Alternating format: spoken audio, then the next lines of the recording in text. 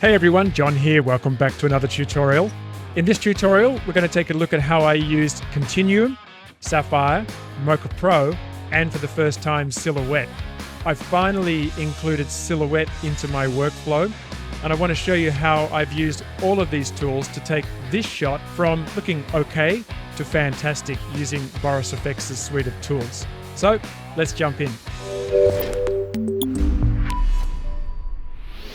So here's the original shot, and if we have a look, you can see the camera dollies in, just sort of hangs there for a moment, and then dollies back out again. So quite a big sort of sweeping 3D motion there, and in order to place anything in 3D, we're going to have to do a 3D camera solve. And I did that using Mocha Pro. So if we just go into Mocha Pro, I'm just going to walk you through the broad steps with this because we have a range of tutorials on our YouTube channel that already walk through this step by step. So if we take a look at the shot, her movement is going to mess up the 3D camera solve. So in order to mask her out, I've used Matte Assist ML. I'll just turn that off and just quickly walk through this. So in order to create a quick matte, come up and choose the Create New Mask ML tool.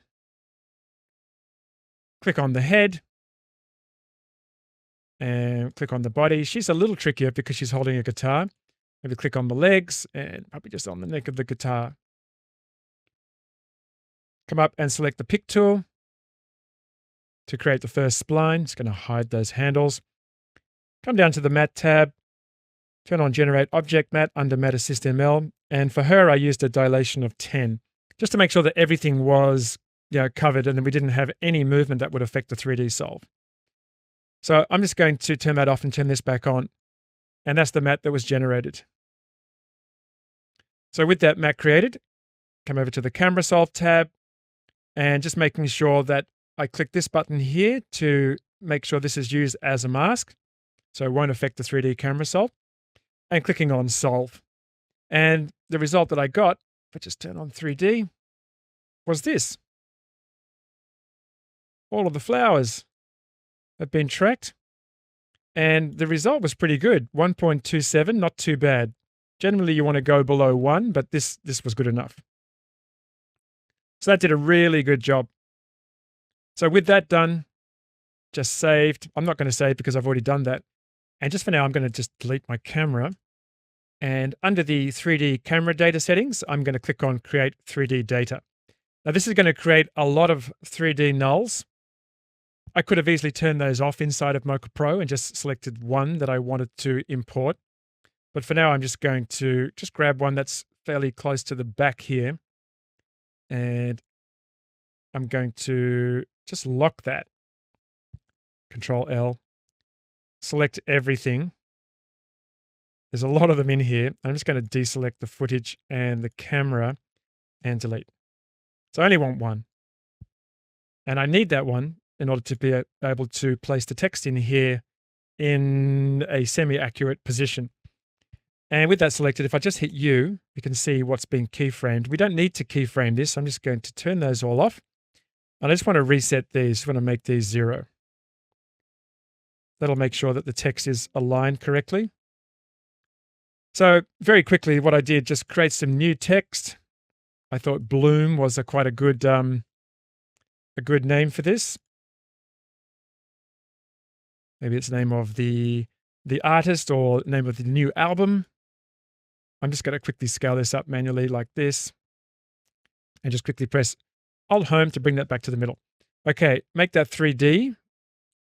And it's going to disappear. If we have a look at the top, we can see, where's the camera? There's a camera down there. And the text is kind of in the right place, but we still can't see it. So you could manually drag it into position, but I'm just going to, so you can just bring it up like that.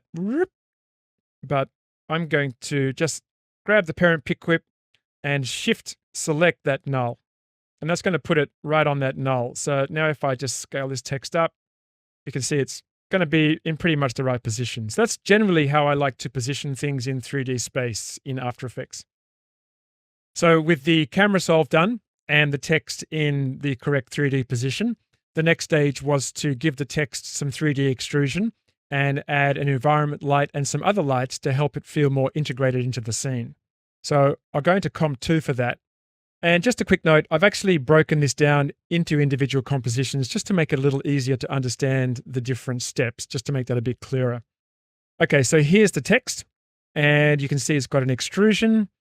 I've given it this sort of pinky color, and just by sampling a color from the flowers. I'm not going to change that now. And if we just hit U twice on the keyboard, it's got a convex bevel, a little bit of a bevel depth, and just these various settings here. You can take a look.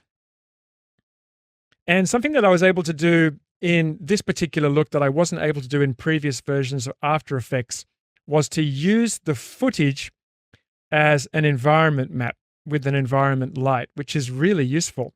Previously, you could only use HDRs, but now it's more flexible. So if I turn on the environment light, it goes quite dark, but you can see we're starting to get some reflections here on the sides. And I'll just press U with the environment light. And you can see under light options under source, I've chosen footage. So we're using the footage layer as the environment, and we get this little environment icon there. And why that's good is because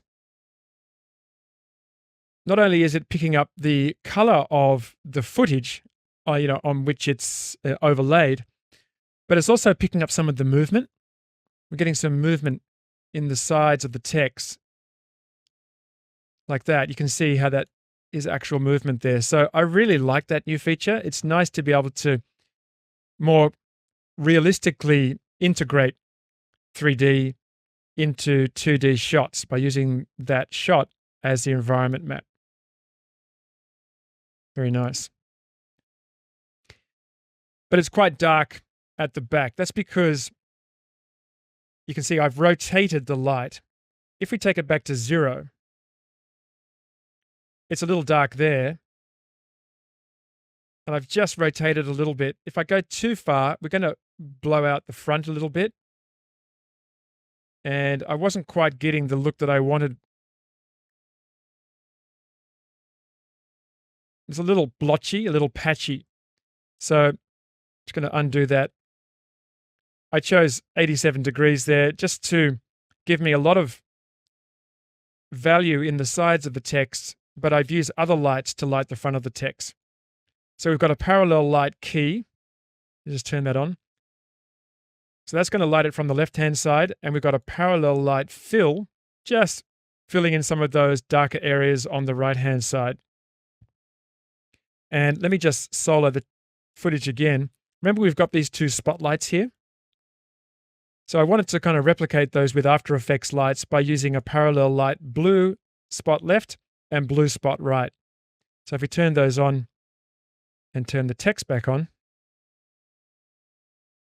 so now we're getting a bit of a blue spot, a bit of a blue reflection in the sides of the text on both sides because we're using two lights. Turn those off, and it's just pink. And of course, these are 3D lights. I've just moved them up into the approximate position. They're not right on, but just moved them up into around the right area to give us the general effect. So that's definitely looking better, but it's still very dark behind the text. So for this, I thought some kind of LED screen might look good. And for that, I've turned to both Sapphire and Continuum. So I'll just close up O2, and here in O3, which I've got a proxy enabled here, you can see I've got this reasonably subtle LED screen in the background. Just turn off that proxy, and let's take a look at the effects I used. So I've used 3 effects. Well, when I say 3 effects, because I've used Sapphire S Effect, I've used a lot more than 3 effects. Let's take a look. We just click on Edit Effect to load Sapphire Effect Builder. And I've just used a preset here. Often I'll turn to presets as my starting point to save me time. You can see it's a reasonably complex setup here. We've got S Laser Beam, S Shake, S Warp Vortex, S-Rays, S-Distort, S-Layer, and S-Ultra Glow, all making up this look. And this was created by Ben. I've actually made some adjustments so it doesn't look super, impressive with those adjustments because I wanted something fairly subtle.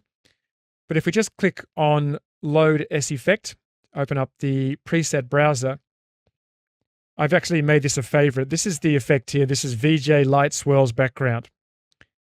And this was created by Ben. So this was perfect for me. I literally just grabbed that and just turned a few things down because I didn't want it to be too blown out for my particular look. I'm going to cancel that and cancel. And to give it that realistic LED look, I've used Continuum's BCC Plus Super LED. Let me just roll in here a little bit and turn that on.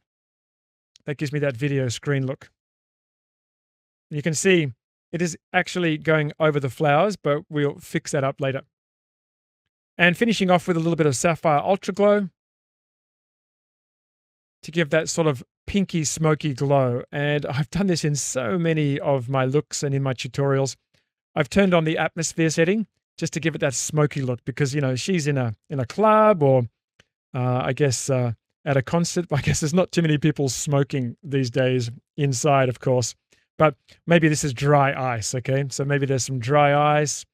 And that little bit of smokiness just gives it a little bit of volume, a little bit of depth, and just a little bit of interest. And speaking of depth, I've just made that layer 3D and just moved that back on the Z-axis just so that it sits behind the text. And of course, being a 3D layer, it responds to the movement of the camera. So the next stage was to add some particles, and for this I've used particle illusion. And this not only adds extra depth to the scene, it also enhances the flower theme because these are falling petals. And to create this look here in Comp 4, I've used two particle illusion layers, one in the background and another one in the foreground, just moved forward in Z-space. And why have I done that? Well, particle illusion is a 3D particle generator. And when you're using the particle illusion cameras, the built-in cameras, you can use depth of field and it has some great looks. But I'm using the After Effects camera and currently there's no depth of field. So I wanted to fake that look by having some particles in the foreground blurred out and the ones in the background not blurred. So that's why I've used two layers. So let's just solo the background one first. I'm just going to click to launch particle illusion. I've just used a preset again. And let me just zoom in a little bit here.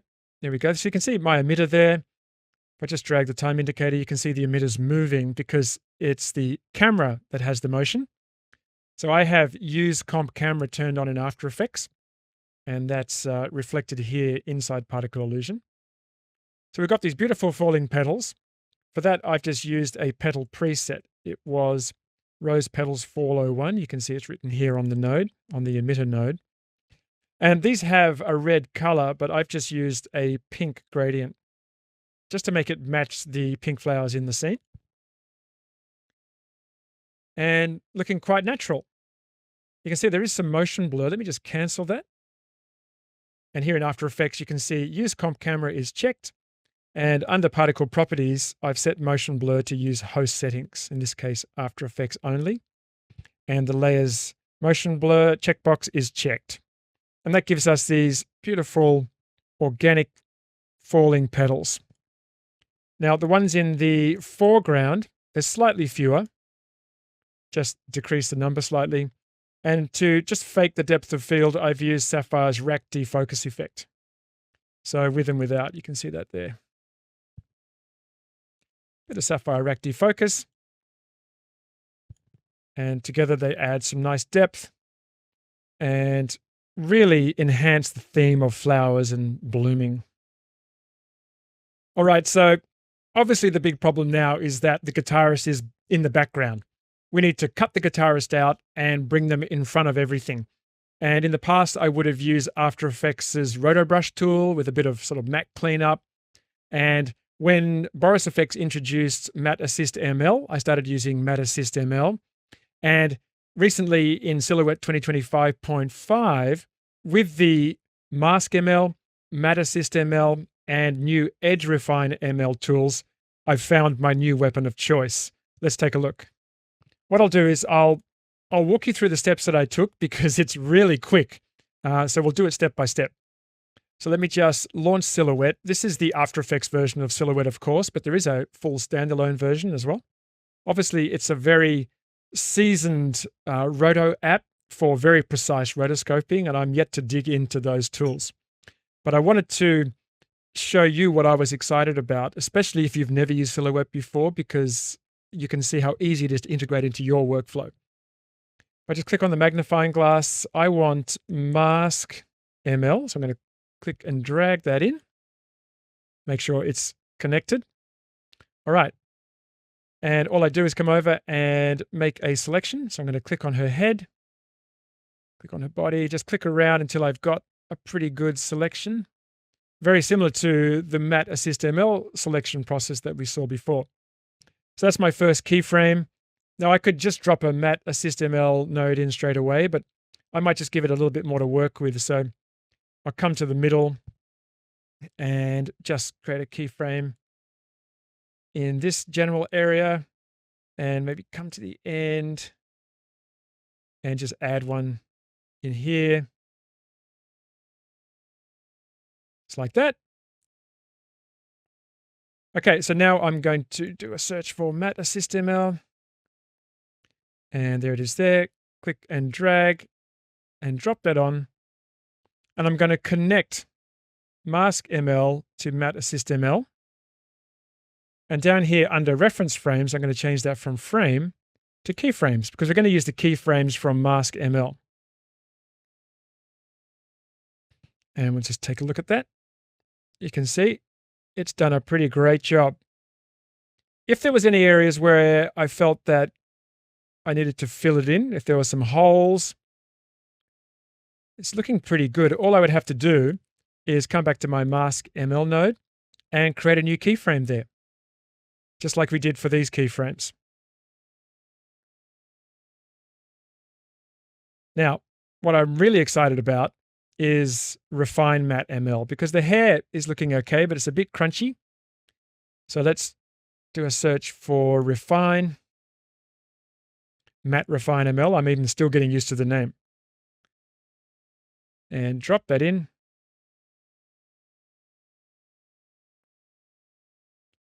And what I'll do is I'll come up and I will take a look at that on white.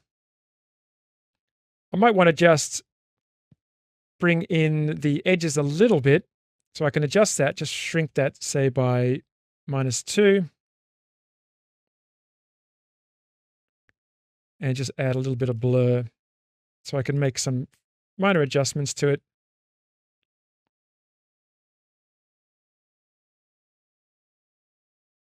And that's ready to go. So I'm going to cancel that. So I got that cut out quick as a flash. And the only other enhancement that I made was to use a little bit of BCC Plus Light Wrap. Just turn that off. So that's the result out of Silhouette. And you can see that's just picking up a bit of the pink from the text behind and it's wrapping it around the talent. So inside BCC Plus Light Wrap, you can see as the background, I've chosen Bloom. Okay. And what that's doing is wrapping a little bit of that color around the talent and helping that feel a little better integrated. Now, the reason I didn't comp the text with the background and use the background as the background was because this LED is fairly dark and I don't think it would have made a lot of difference. But I thought that this fairly bright, pink text would be picked up in the edges of the talent. That's why I did that. And the other layer, of course, is the flowers. If we just quickly go into Silhouette, and here I've used exactly the same technique as I did with the talent, starting with Mask ML, clicking on the flowers to create the green dots, also right-clicking on the talent just to make sure they don't get selected, and following that with Matte Assist ML, and following that with Matte Refine ML. And there's a couple of flowers missing in there. I think I've only actually added one, or there's a couple of keyframes in there. If I wanted to add, for example, if there's a couple of flowers missing, I could create new keyframes just by left-clicking. This takes a few more clicks to select. Just make sure I get those extra ones in there. A little bit of the guitar in there. So once again, right click and just one more for good measure there. So that creates an extra keyframe.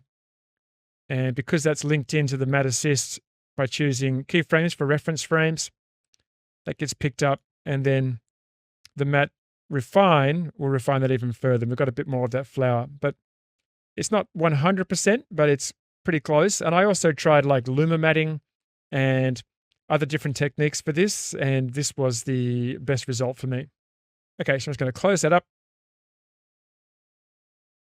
So that's how I've started integrating Silhouette's new ML tools into my workflow. Is it perfect? No, it's not perfect, but it's definitely all I need for this kind of shot to sell it effectively. If I did need to go in and do more adjustment, then Silhouette has all the tools to do that for very precise rotoscoping. All right, so let's finish this off now and take a look at how I added the last couple of effects. And earlier on the footage, we saw that there's these spotlights, one on the right and one on the left in the scene. This one just over here. And I did put the parallel lights around that area to light the text, but I thought a couple of sapphire lens flares would really enhance this. And for that, I've used Lens Flare Auto Track. And if I was to apply Lens Flare Auto Track directly to this shot without first isolating those spotlights, then I'd have lens flares all over the place where there's bright areas. So for this, I've used Mocha Pro. Let's just take a quick look inside Mocha Pro. And I've used Matte Assist ML, again with the dilated matte. And I've also just created a quick mask here just to mask off the flowers. So we end up with this. And back here in After Effects, I just solo that layer and turn off that.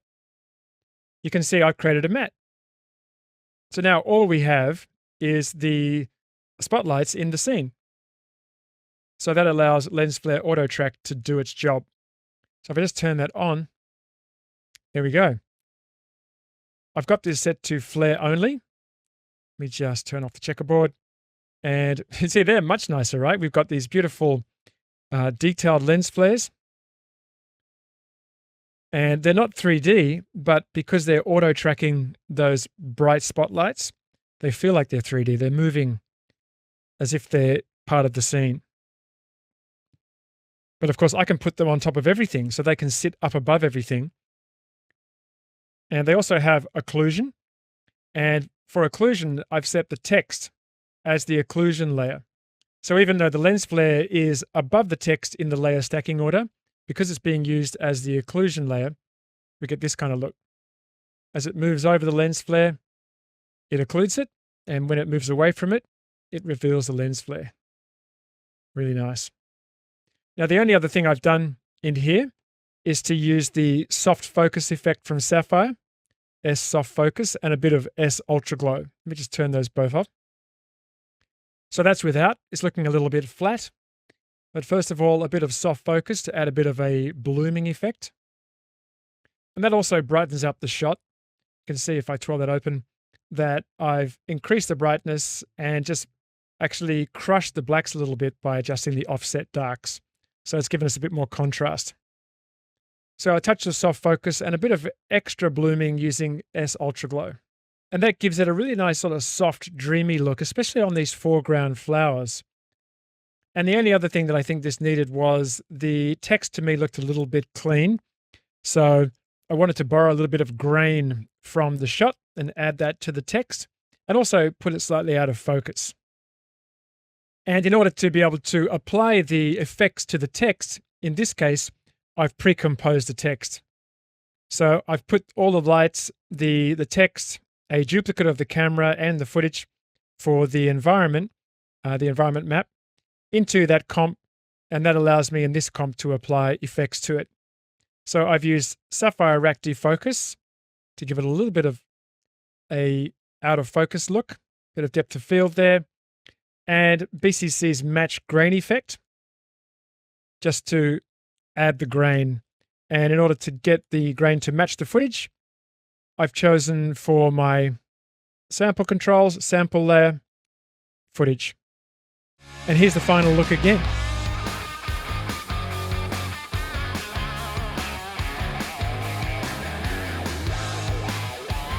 So the combination of Continuum, Sapphire, Mocha Pro and Silhouette really helped me out in making this shot just look a little bit better. In the next tutorial, we'll take a look at this setup, and this is also using Mocha Pro to do a 3D camera solve and Silhouette to cut out the talent. But I've used some other effects in here as well, so I look forward to presenting that to you in the next tutorial. To learn more about all of the products I've talked about today, be sure to visit borisfx.com, where you can also download a free trial. For now, this is John. See you in the next tutorial.